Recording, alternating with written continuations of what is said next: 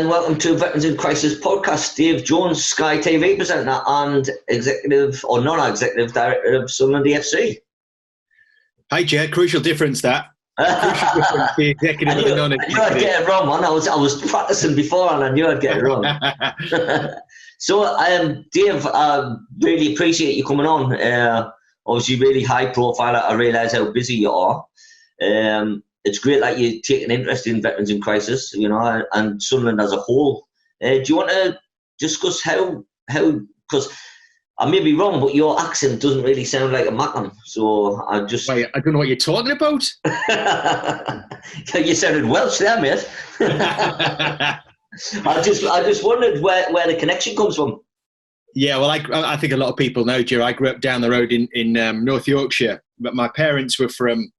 my mother was brought up in London and then the Midlands, and my dad was brought up in Northamptonshire, and they moved to the northeast mid-70s, and I was taken to Sunderland as an 8-year-old because my dad was pals with the manager, Alan Durbin. So they played cricket together in Shropshire, going back to the sort of early 70s, and stayed in touch. So when he had two football mad sons who wanted to go and watch games, a lot of my mates were going to watch Middlesbrough matches at that time. My dad took us to Roker Park instead, and you know, once we'd heard the Roker Roar for the first time, that was it. We were absolutely hooked, and for me it was the accents that drew me in. It was the passion of the people. You know, I grew up in a very kind of sheltered environment in a small village in North Yorkshire, and hadn't been exposed to that kind of, I suppose, raw passion before. You know, a real working class core, and it was quite intoxicating for me. And I felt connected to it. I felt part of something. And yeah, here I am, 37 years on. God, could you imagine if it went the other way and you supported Middlesbrough, man? God. I don't want to think about it. So how are you coping down there, mate, with everything that's going on? Yeah, it's strange. I mean, we're fortunate, Jed, because we have a garden. It's not a big garden, but, you know, I live in an area where there are lots of tower blocks, and, you know, I just feel desperately for people who don't even have a balcony to go out onto, never mind any outdoor space. So it's no wonder that all the parks in London are full of people, and they are, because people just have to get out. You know, it's 22 degrees today, so you know it's mental torture to be stuck inside. I feel that it's going to go on for quite a few more weeks, and I just hope that the restrictions don't get any tighter, because I fear for people's mental health if that happens. You know, at least we can get outside. I'm talking like we've got a 9-meter garden, so we've been improvising with what you can do in that kind of space. We've done a sort of mini Olympics, built little hurdles. Got my 9-year-old lad who's football mad, so we've lost quite a lot of balls over fences. You can't get last for them back either, can you? Yeah, no, exactly. We're into the cricket season now, and I grew up playing a lot of back garden cricket. I was mad passionate about cricket as well, and so we'll be starting some test matches, I think, fairly soon. Brilliant. I mean, I bet you're missing your work as well, are you? Monday night football? Yeah, probably more than I thought I would, Joe, to be honest, because you know, I don't get to see a lot of my son in truth normally. I mean, I'm around during the week, but not at weekends. So that for me has been a real nice novelty to spend time with my family and to sort of get to know them a bit more, really, or get to spend a lot more quality time with them. So I've really enjoyed that side of things, but I have missed it. I've missed that mental stimulation. So I've been doing other things. I've just actually recorded an interview with Mikel Arteta over Skype, and next week we're starting a daily show on Sky. So it's going to be every morning for 2 hours, I think 9 a.m. till 11 a.m. And we're just going to be talking football for 2 hours a day. We don't have a lot of facilities. We don't have there's not going to be a lot of production goes into it, but we'll do the best we can to make it entertaining for people, to try and give people something else to think about right now. What's that going to be on Sky Sports 1 or something? I don't know yet, Jay. I mean, it's a work in progress, despite the fact it's actually the first one is Easter Monday, so which also happens to be my birthday. So, oh yeah, happy birthday! Thanks, mate. We'll put the celebrations on hold, and hopefully have a party when we get through this. Oh, great, man. It's going to be great. I noticed your Messi strip in the background. Do you have lots of souvenirs? I've collected a few, but I've been to the story behind that, and I've got a Gareth Bale one as well, is that I've been to a couple of charity auctions. A colleague at work whose daughter has a horrendous condition called Rett Syndrome, and it's mainly in young girls who get to a certain point in their life and then they start to regress. So they're fine until the age of about 3, and then mentally they regress and physically they regress as well. And they almost become locked in their own bodies. It's a terrible condition. So my way of contributing has been to buy these shirts, because I know a lot of the money goes to the charity. So I've picked up a couple, and we'd like to get a Ronaldo one as well. Obviously, I'm sure we'll be watching this. I'm sure we'll be watching this, so ask them now. And maybe a Chris Maguire one as well. Yeah, okay. Get this promotion. Yeah, you're in the position to get one from Chris Maguire, mate. Now from there as well. Talking about Sunderland, man, I can't wait for the season to get up and running again, man. Like, disappointed last season, obviously. However, for excitement, it was a good season. You know, I really enjoyed it, and I'd sort of lost a little bit of love to go to the stadium. I only live 5 minutes away, and it was sort of a chore to go to the stadium. Yeah, I get that. I was writing quite a regular column for the Sunderland Echo for a couple of years, and this was when the club was in the Premier League, and I was sort of banging the drum, and I got a lot of criticism for it at the time, that the club probably needed to be relegated and needed to get rid of all the dead wood at the club, clear out and really start again. And I felt that if we dropped into the Championship, we'd have the chance to blood the younger players, give them more game time, and create some positive momentum and start winning some home matches. Now, what I didn't expect was that decline to happen again. And it's taken a subsequent relegation to get to that point. And I think these owners have had a lot of criticism, people I'm working with now. But I think what they have done successfully is clear out a lot of that dead wood. So, when I look around, certainly the playing staff now, the guys there are not generally on big wages. There are still one or two on Premier League sized contracts, but generally these lads are working lads who are the same as everybody else, trying to earn a living, and they're not at Sunderland because of the money. They're at Sunderland because they're hoping to make progress in their football career, and they're hoping that they can do that with us. We need more of these people. We need more of these characters, and it's my hope that when we do get started again, we will hit the ground running, and this can be a promotion season. But if not, I think we're in a good position to start well next season, because we've got a good group there, we've got a good core, and we've still got the fans behind us, and it's about going on that journey together, and for everyone to stick together, rather than us chasing the dream again by throwing money at it. That's not the way forward for this football club. Yeah, we've been in that position, haven't we? I mean, Ellis Short, there was a lot of money spent, but there was a lot of money wasted, wasn't there? There was, unfortunately. You hear some of the horror stories around about some of the overspending, and I think there was a point, probably we go back, I don't know, 5 or 6 years, where it got to the stage of every transfer window you're chasing your tail because you're trying to survive, and you're not making any progress. You're just completely on this treadmill where you're just overspending every time, not just on transfer fees but on player wages as well. And that's been the really debilitating thing for the football club. It's being tied to these huge contracts.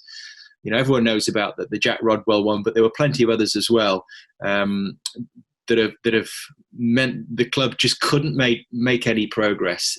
So at least, hopefully, those sort of darker days are behind us. We get to a point where people are coming to Sunderland for the right reasons. It's because they want to come and play for a fantastic club, which is the envy of other football fans, because we're doing the right things and we're making good decisions, not just on the football side of things, but right across the football club, Jay. Yeah, well, I mean, things can only get better as the saying goes, I suppose. It's exciting to watch. I mean, have you been watching Sunderland Till I Die? Yeah, I watched it. I mean, I watched the the first series a couple of times. I watched it when it came out, and then I watched it again around Christmas time when I joined the board, just as a bit of a refresher, really, because it was an interesting story. There were a few nuggets in there about some of the problems the club had.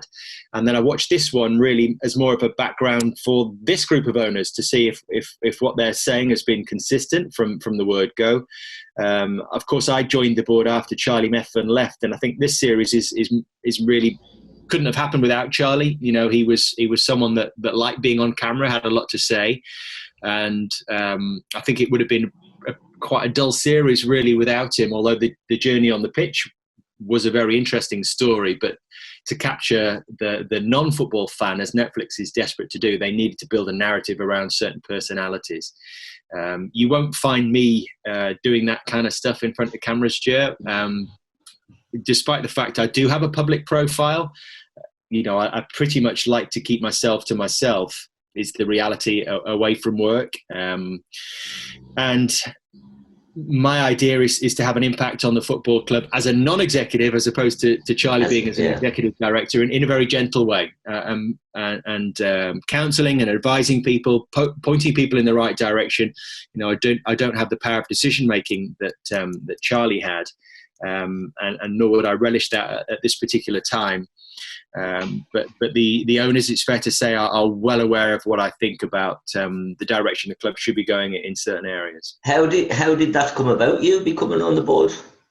I think, Jay, probably it was because the guys who are pretty much all Oxford fans knew me from my time as a non-executive director at Oxford United. And you know, Charlie knew of me then. He was in and around the boardroom at that time, not involved in any kind of capacity working for the football club. Stuart Donald was a fan and would come to the odd game and would come to the odd event. And I guess they knew me by association through other people. And, you know, they would have heard that I was actually quite involved. It was a very different scenario being involved at a club like Oxford United to a club like Sunderland, because it's a small operation. It means you get to do a lot and you get involved in a lot of things. We had very regular board meetings in which we were invited to give our opinion on anything and everything. My football background meant that I did get involved more on football there, and I was on the recruitment committee. I worked very closely with the then manager, Michael Appleton. And I actually got involved in quite a few of the transfers as well, buying and selling of players, which I found a fascinating process. The difficulty of that is once you start doing that, it's very hard to... it's a full-time job, Joe, is what I'm trying to say, because you have to deal constantly with the agents who are phoning you up, offering you players, or telling you your players want to go somewhere. You know, they are very active and very busy. So I found that quite difficult towards the end of my time there, because I suppose I had become in quite a responsible position, that the balancing that with my role at Sky, which was becoming more and more difficult. So I'm happy with the role I've got at Sunderland, being a bit more in the background and more of an advising and counselling role. But it's just important that we put the right processes in place to drive us forward in a positive way. Yeah, well, I hope the rest of the season pans out the way we all expect it to, hopefully, anyway. Talking about your job at Sky, what's it like working with Roy Keane? Love it. He's great fun. I really like him. He's a complex character, obviously. I suppose I was a little bit trepidatious before he came in for the first time, because the Roy Keane that I knew was the great footballer, the ex-Sunderland manager, the guy who'd been he obviously had this big character for being quite fierce, but I just found him good fun, and he is a barrel of laughs. He's great company, and you know, I get on with him. I get on with him very well, and I think he's been a really, really good signing for Sky. Yeah, I loved it when he was at Sunderland. Great times. Yeah. I remember great times. And I had Grant Ledbetter on the podcast, and he couldn't speak highly enough of him. Oh, that's interesting to hear. sometimes when he says things, though, I've got to rewind Sky and think, did he really say that? Well, and I'm exactly the same. And he said something, and I'm thinking, did you just say what I thought you said, Roy? Because he'll answer your question, and then he'll drop something in at the end of a sentence or something, just as you've formulated another question in your head, and you're going to take the conversation in a different direction, and then suddenly he'll drop one in. Oh, sorry, Jer. Never. No, not. Let's cancel this in a minute. Is that someone trying to get you a better deal on your gas and electric? It's Sky. I'll be back in 5 minutes, Emma. Is that okay? Yeah, all good. Call you back in 5. Bye-bye. Sorry, Work, mate, it gets in the way, doesn't it, work? Yeah, it does. And it's been a really quiet few weeks, as it has for a lot of people. But as I said at the start, it suddenly just got interesting again for us at Sky. And we've got a new operation that, as I said, starts next week. So if you've got to get off, I'll be quickly about, so when all this madness finishes and you come up to Sunderland, can you come round and have a look round our building, which is called the ERV? Yes, I will do. Yeah, I promise I will. I've still got to get to a couple of places. My list is getting longer of people I've got to visit, but I'm intending to do that because that's the role I want to play. I want to be front of house. I want to be very honest with people, and I said right from day one, I won't be giving any spin or telling you any porkies about my role or decisions that I've made or haven't made. I want to get out and see people as well. Well, I'm sure all the clients will be over the moon for you to pop in. Good. Look forward to meeting them. Yeah, I'd like to thank you for coming on. I know you want to get off and get that phone call so you can get a better gas deal. All right, well, thanks very much, Dave. Right, stay in touch, mate. Good to talk to you, Jay. All the best. Thanks very much. Cheers, man.